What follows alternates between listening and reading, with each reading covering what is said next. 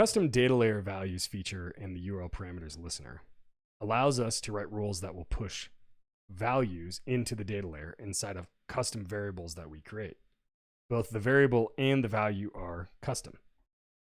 I'm going to turn on this feature, and what we'll notice is that we have a new menu item called custom values over here on the left.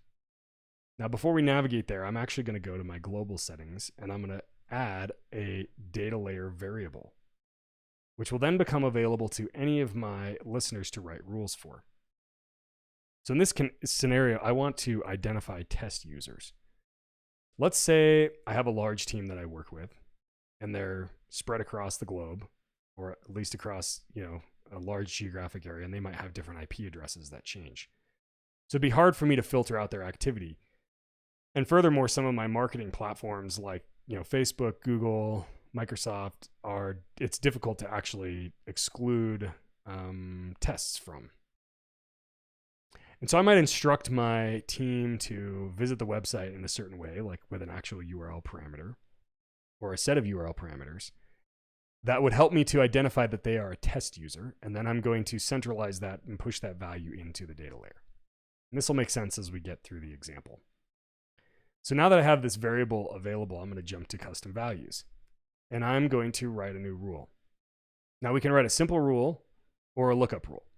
A simple rule allows you to write a condition and then define, one or more variables inside of our data layer based on that condition.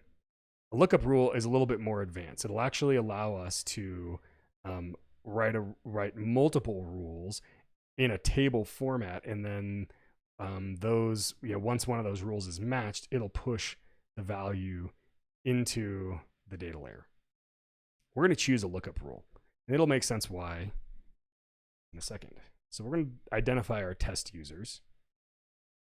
And when you're writing a lookup rule under select condition fields, we're not actually writing our condition. We're just going to identify the fields that we are going to use inside of our condition once we get to the actual lookup table. So in this case, we want our URL parameters event to occur, because every time that occurs, we're going to look for a parameter, and then we're going to determine if that user is a test user. Now, variables, these two things, events and variables, come from the data layer. So let me show you an example. In our data layer activity for the URL parameters listener, ListenLayer will automatically push information into the data layer. You can see our event is called URL parameters.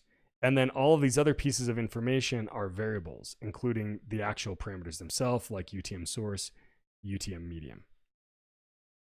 And so these things are what make up our condition. We can target specific events, and we can target only when a certain variable exists or doesn't exist or contains a certain value, any of those things. So in this case, we need some variables to identify our users, and we might already have them here. We have one called test user identification variable. Now, this exists because I've done this in the past. In your ListenLayer account, this will not exist. So let's walk through how we're going to create that. We'll jump back to our website here. Now, this is our live website with ListenLayer deployed on it. So whatever your website is, make sure that ListenLayer is deployed. You're going to make sure that your URL parameters, capture URL parameters feature is turned on, and that everything is published. And I know that's already done on ours. And so we should be set to go.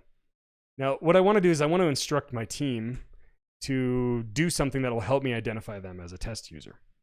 So what I'm going to do is I'm going to create an actual URL parameter just called test. And I'm going to tell my team that they just need to put this test parameter with true on the end of it. And I'm going to use this now to identify them as a test user. So what I've done here is I've actually visited my live website with the parameter that I want. And ListenLayer registers that. It automatically identifies it, and it stores it as a variable. So I can dive into my variable settings now, and I can go into parameters. So let's jump back and take a look at this. We have our URL parameters event from the visit that I just had on my website. And you can see the entire string is shown here, the URL under query string location. But the parameter itself is parsed out. And the parameter is URL automatic values dot parameters dot test. So it's just kind of a path where we go from parent to child to child. Now, over here in ListenLayer, I'm looking at my automatic data layer variables. And these are my automatic data layer variables. So I'm just going to drill directly into parameters because basically that test parameter should appear here.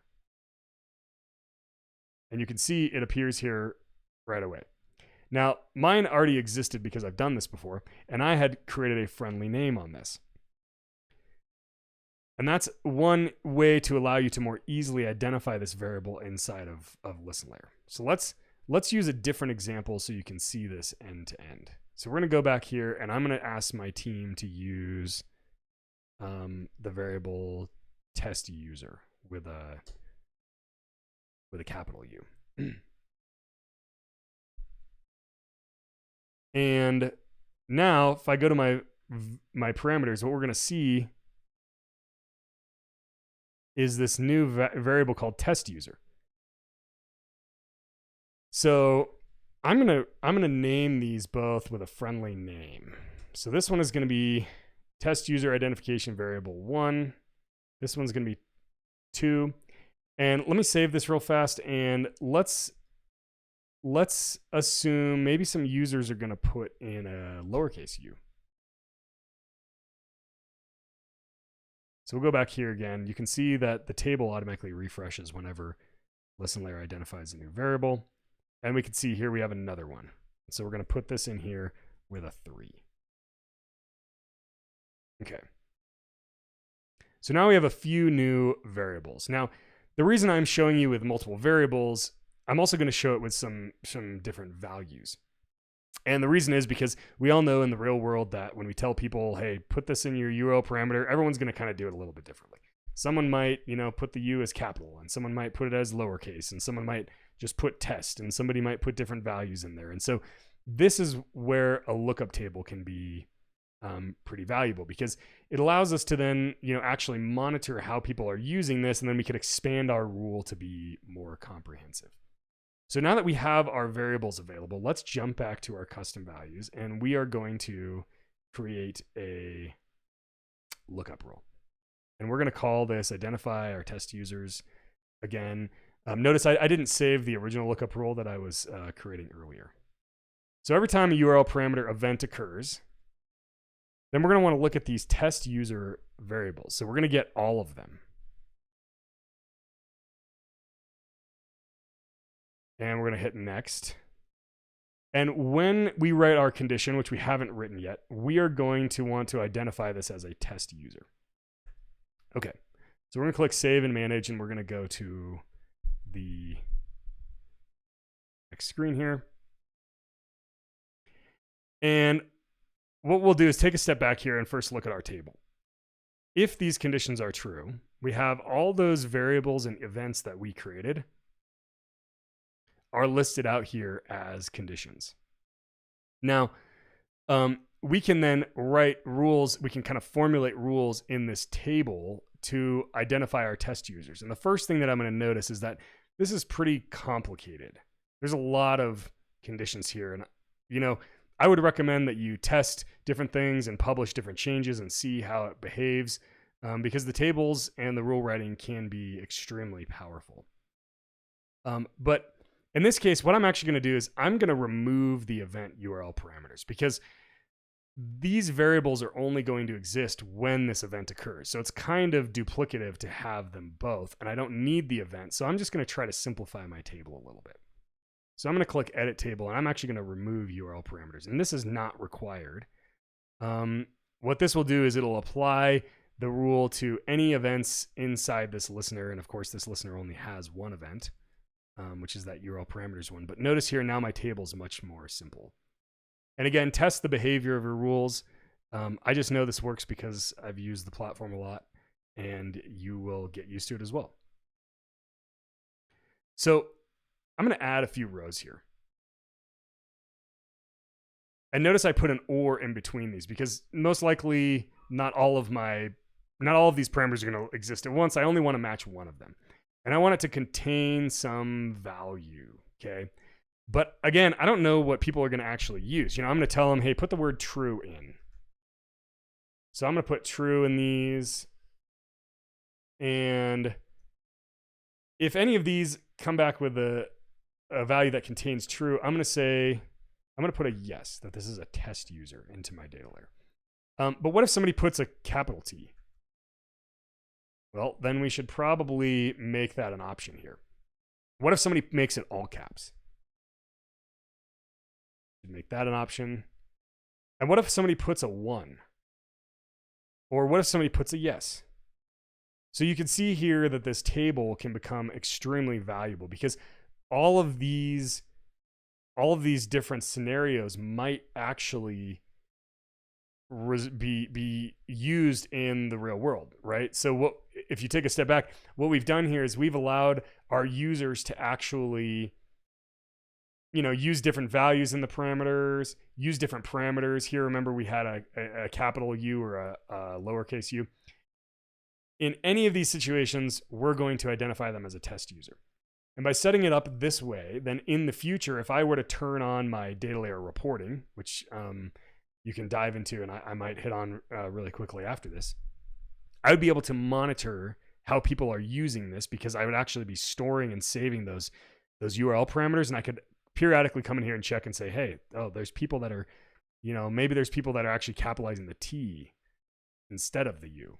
And in that case, I might expand this table to be a little bit more broad. Now, how this table works is it reads the rules from top to bottom. So if a match is found on row 1, it'll return this value. If a match is found on row 2, it'll return this value.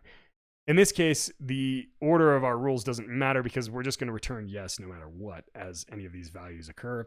But in the event that we were returning something else, like let's say we want to just by default say, hey, no. If it has any other value in here, then we want to say no, the user's not a test user.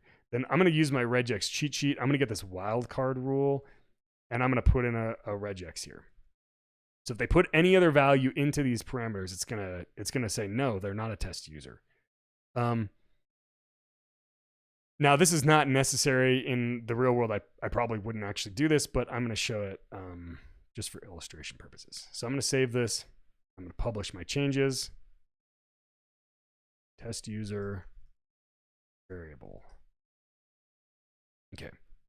And then I'm going to go over to my debug view, and I'm actually just going to refresh the website. Make sure I'm getting the latest values of everything. And we can see here immediately we have this test user equals true. So I would expect that as long as my refresh here just got the latest code changes, that I should have a custom value in my data layer. And I do. Check this out. URL custom values test user is yes. Now, I put in here test user. What if I change it to test user?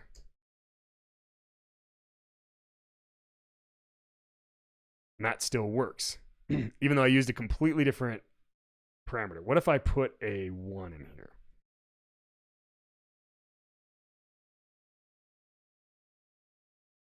Yes. And what if I put a 0, which we know was not in our table? So the 0 should come down and it should hit this catch-all rule at the bottom of our table. We'll come back up here, and now we can see no. So this is really cool. Now I can identify test users. Now, how would I exclude them from my actual tracking activity? Well, one way we could capture this variable, or we could register this variable test user inside of Google Tag Manager. So that'd be really simple. We would just go in here, we go to our variables. We're going to create a new variable called, it's going to be a data layer variable. And I like to use the console to get my variables. And the reason being because ListenLayer writes the information of the console, and it's super easy to expand my information here. You can see my URL parameters. You can go to the parameter here and I can right click on this. I can copy the property path, and that literally gives my parent child, dot notation here, like right away. And I can say, test users. Okay, so that's going to register. If I were to refresh my preview here, I'm going to actually get that value inside of the variables in Google Tag Manager, and I can use that. Of course, I have to actually put something here. So let's do test equals 1, and in my URL parameters, we're going to notice custom value is still here. I've targeted it and kind of centralized it and targeted it here inside of GTM. And we can see test user. Yes. Now these other ones, you can ignore these. These were from some previous testing, but this is the one that I just created and registered just a second ago. Now that's interesting, but what if we need this information over time? What we would actually want to do is we'd probably want to store this information in the browser and allow it to persist. And so I would recommend that you jump into the browser storage video, because I'm gonna actually pick up this use case and I'm gonna walk through how we might actually store this information in the browser for URL parameters, and then use that in our tracking to filter out these individuals. Now, keep in mind, this is just one way that you can use the custom data layer values feature. We can use this in a number of other ways, including attribution or identifying the user's traffic source. Although for that, I would recommend using the user source listener, which you can find here under the listener library here, which will automatically use referring information and URL parameters to identify the user's traffic source. So jump into that browser storage video, and we'll pick up this use case from there. And we hope you enjoy using ListenLayer.